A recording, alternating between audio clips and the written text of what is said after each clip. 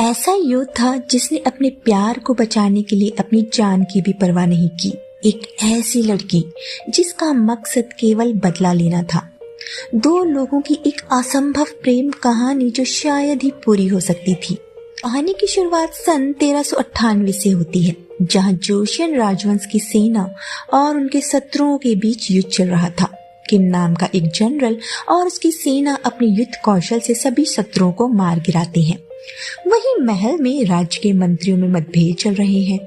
सभा दो गुटों में बटी हुई थी। एक गुट के मंत्रियों का कहना है कि राज्य को और मजबूत बनाने के लिए राज्य की सभी छोटी बड़ी सेना की टुकड़ी को एकजुट करना होगा, तभी वो बाहरी आक्रमण का सामना कर पाएंगे।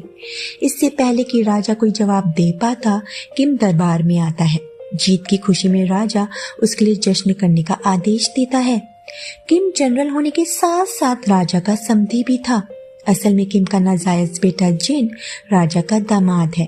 बाद में किम राजा के 5वें बेटे बैंग से मिलने जाता है। बड़ा बेटा होने के बावजूद राजा ने बैंग को अपना उत्तराधिकारी नहीं चुना। उसके बदले राजा ने अपने 10 साल के बेटे को ताज पहनाने का ऐलान किया है, क्योंकि राजा का मानना है कि बैंग सिंहासन को जब्त करने की महत्वाकांक्षा रखता है और जब तक उसका 10 साल का बेटा काबिल नहीं हो जाता तब तक राजा सिंहासन नहीं छोड़ेगा। असल में ये राजा का प्लान है बुढ़ापे तक सत्ता में बने रहने का।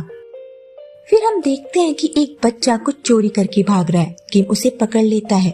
वहाँ एक लड़की आती है और किम से कहती है कि बच्चा भूखा है, इसीलिए उसने ये चोरी की। वो उस बच्चे से कहती है कि जो चीज उसने चुराई है वो उसकी माँ की आखिरी निशानी है।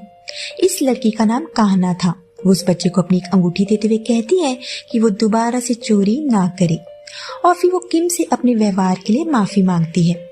अब जश्न के दौरान एक नर्तकी ने अपने नृत्य से सबका ध्यान अपनी ओर आकर्षित कर लिया और वो नर्तकी और कोई नहीं कहना थी। उसे नृत्य करता देख किम को अपनी माँ की याद आ गई। उसकी माँ भी नृत्य करके सबका मनोरंजन किया करती थी, लेकिन एक दिन कुछ बारबेरियंस ने उसकी माँ के साथ जबरदस्ती की। इसी हादसे के चलते उसकी माँ ने आत्महत्या कर ली थी।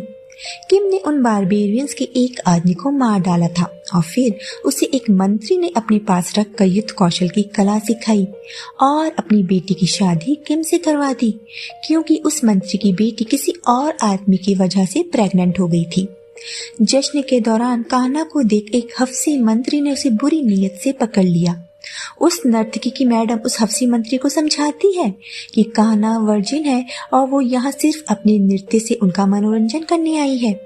वर्जिन होने की बात सुन उस मंत्री के अंदर कान्हा को पाने की चाहत और ज्यादा बढ़ गई। वो अपनी हदें पार करने लगा। पानी सर से ऊपर जाता देख किम बीच में आता है और उस मंत्री को अपनी हद में रहने के लिए कहता है। इस बीच उस मंत्री की तलवार से किम की हथेली कट गई थी। कान्हा अपना रुमाल उसकी हथेली में बांध देती है। फिर बैंग उनसे कहता है कि ये कान्हा डिसाइड करेगी कि उसे किस मर्द के साथ सोना है। कान्हा ने किम को चुना। दोनों एक कमरे में अकेले हैं, लेकिन किम ने उसे हाथ तक नहीं लगाया और बिना कुछ किए चला गया। अब कुछ समय बाद राजा ने अपनी सेना दल को एक बड़ी सेना में बदलने पर सहमति जताई, जिसका अधिकारी किम को बनाया गया। किम को पता है कि राजा के इस फैसले से उसके नए दुश्मन पैदा हो जाएंगे। एक रात किम देखता है कि वही हफ्सी मंत्री एक बार फिर से कान्हा के साथ जबरदस्ती करने की कोशिश कर रहा है। कान्हा अपनी इज्जत बचाने के लिए पानी में कूद जाती है। किम उसकी जान बचाता है। कान्हा अभी भी बेहोश थी। मैडम किम को बताती है कि जब से कान्हा ने किम को देखा है वो सपना दिल दे बैठी है। वो एक कसम खा चुकी है कि किम के अलावा वो किसी को खुद के शरीर को हाथ नहीं लगाने देगी। अब ये सुनकर किम को भी कान्हा से लगाव होने लगा था। वैसे भी उसका उसकी बीवी के साथ कोई रोमांटिक रिश्ता नहीं था। कान्हा उसका पहला प्यार है।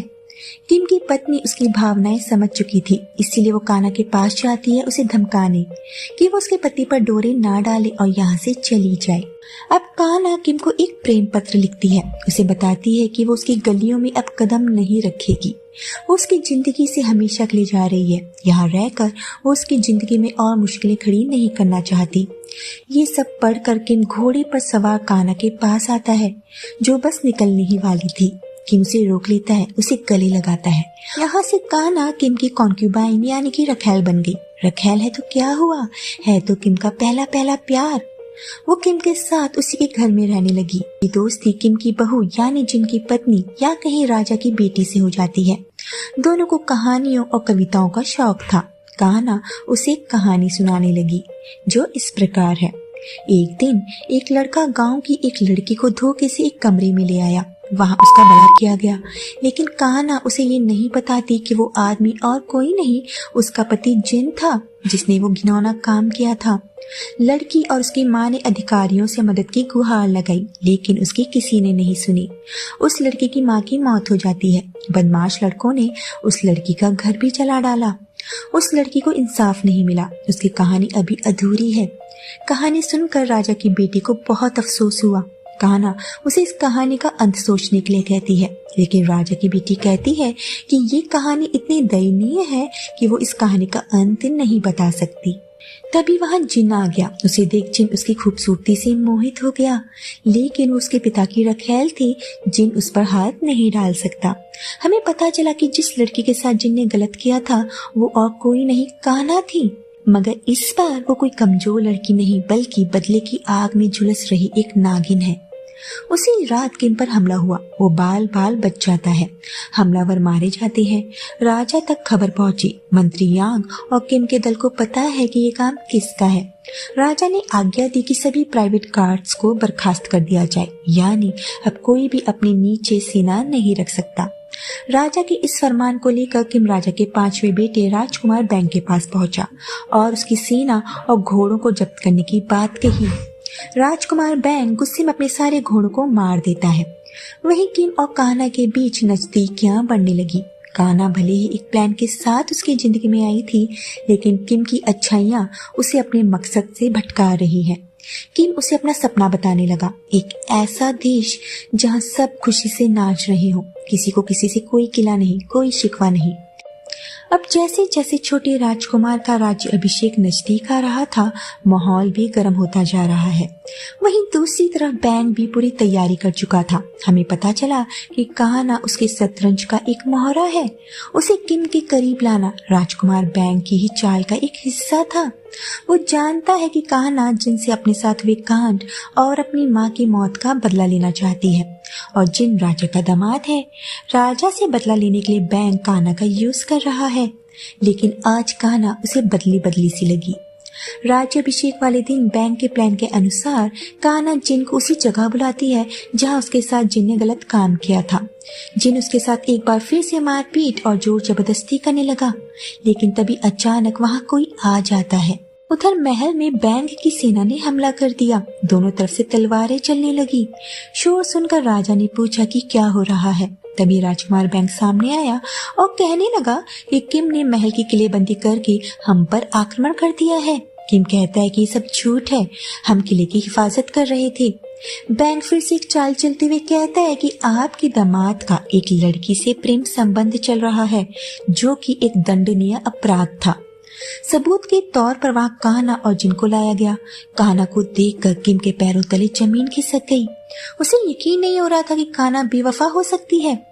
फ्लैशबैक में पता चला कि कान्हा ने जिनकी पत्नी को उसी जगह आने के लिए कहा था जहां वो जिनके साथ थी, और लिखा था कि अगर तुम उस अधूरी कहानी को अंजाम देना चाहती हो तो लिखे हुए वक्त और पते पर चली आना। जिनकी पत्नी उस जगह आई और उसने जिनको कान्हा के साथ जबरदस्ती करते हुए पकड़ लिया। जिन झूठ कहने लगा कि कान्हा उसे बहका रही थी, लेकिन जिनकी पत्नी को माहौल देखकर ऐसा कुछ भी नहीं लगा।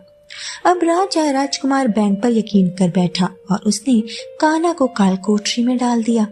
राजा ने किम से कहा कि तुमने और तुम्हारे बेटे ने मेरे परिवार को शर्मिंदा किया है, लेकिन मेरी बेटी ने बताया है कि इसमें तुम्हारी कोई गलती नहीं थी। मैं तुम्हें एक मौका देता हूँ अपनी बेगुनाही साबित करने का। तुम्हें उस लड़की को अपने हाथों से मारना होगा। किम के लिए ये और भी मुश्किल था। वो कान्हा के पास आया और ये सब करने की वजह पूछी। कान्हा बताती है कि वो नीच जाति की है। इसका मतलब ये नहीं कि कोई भी आकर उसकी इज्जत के साथ खेलेगा और वो चुप बैठी रहेगी। उसने बस बदले के लिए सब किया। किम पूछता है कि जितनी बार उसके साथ थी उसने एक बार भी उससे प्यार किया। कान्हा की खामोशी से उसे अपना जवाब मिल गया था। उसे गले लगा लेता है और कहता है कि उसे कुछ भी नहीं होने देगा। उधर जिन अपनी पत्नी के साथ बैठा है। उसकी पत्नी सच जानना चाहती है, लेकिन जिन फिर से यही कहता है कि वो अपनी पत्नी के लिए लॉयल है। उसकी पत्नी कहती है कि वो उस पर विश्वास करती है और फिर उसने जिन को चाय दी। उस चाय में जहर मिला हुआ था। वो जानती थी कि जिन बेवफा सनम है और उसी ने कान्हा के साथ रेप किया था। कान्हा की सुनाई कहानी का अंत अब उसके हाथों में है, इसीलिए उसने दोषी को सजा दी, अपने पति को जहर देकर। दूसरी ओर किम और कान्हा भाग गए थे। इसकी सूचना सबसे पहले राजकुमार बैंग ने राजा को दी। अब राजा बिल्कुल अकेला है और उसे राजकुमार बैंग के सामने अपनी हार स्वीकार करनी पड़ी। दोनों को मारने का फरमान पूरे राज्य में जारी कर दिया गया। सेना उनके पीछे पीछे आ गई। कान्हा को तीर लग जाता है। किम ने उस तीर को तोड़ दिया। नदी में पहुंचते ही किम ने कान्हा को नाव में बैठा दिया। किम और बैंग की सेना के बीच लड़ाई होने लगी। किम ने एक एक करके सबको मार डाला, लेकिन वो खुद भी घायल हो गया था। वो अंत तक लड़ता रहा और नदी की गहराइयों में समा गया। कान्हा भी नदी में कूद गई। उसे जो तीर लगा था, उस तीर को कान्हा ने सीने से निकाल लिया और किम की बाहों में मर गई। कई दिनों तक लगातार नदी में उनकी लाश की तलाशी की गई, मगर वो कहीं नहीं मिली। किम का नाम जोशियन साम्राज्य के इतिहास से हमेशा के लिए मिटा दिया गया। अंत में दोनों किम के सपने की तरह उस जगह है जहाँ गम भी ना हो, आंसू भी ना हो, बस प्यार ही प्यार पले। और किम कान्हा का हाथ थामे खड़ा है और मूवी यहीं पर खत्म हो जाती है। इस जहान में नहीं तो दूसरे जहान में दोनों एक दूसरे के साथ हैं। उम्मीद करती हूँ आपको आज का ये वीडियो पसंद आया होगा। पसंद आए तो वीडियो को लाइक एंड शेयर जरूर कर दीजिएगा। मिलते हैं नेक्स्ट वीडियो में।